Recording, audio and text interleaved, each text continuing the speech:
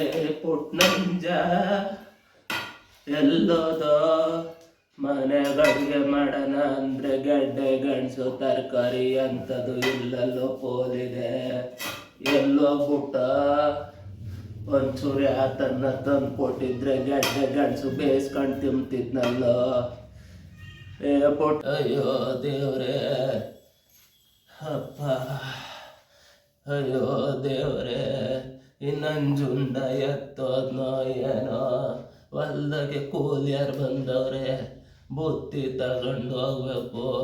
ಮನೆಯಾಗ ಮಾಡೋಣಂದ್ರೆ ಅಕ್ಕಿಲ್ಲ, ತರಕಾರಿ ಇಲ್ಲ, ಗೆಡ್ಡೆ ಗೆಣಸು ಯಾತುದು ತಂದು ಕೊಟ್ಟಿಲ್ವಲ್ಲ.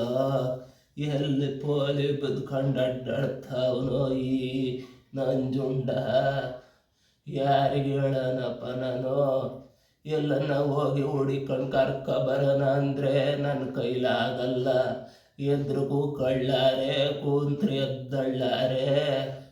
ಈ ಪಕ್ಕದ ಮನೆ ಸಿತ್ತಕ್ಕನ್ನ ಬಂದು ಮುದುಕಿಯರು ಮಾಡ್ತಾಳಂತ ಕೇಳುವಳ್ಳು, ಮನೆ ಕಡೆನೇ ಬಗ್ಗೆ ನೋಡುವಳ್ಳು. ಅಯ್ಯೋ ಯಾರಿಗಪ್ಪ ಹೇಳಿ ನಾನು ಇವಾಗ? ಟೈಮ್ ಆಗೋಯ್ತು, ನೋಡ್ತೀನಿ ಎಲ್ಲನ್ನ ಸಿಕ್ಕಿದ್ರೆ ನಾನು ಹೋಗಿ ಹುಡ್ಕೊಂಬರ್ತೀನಪ್ಪ. ಅಯ್ಯೋ ಭಗವಂತ.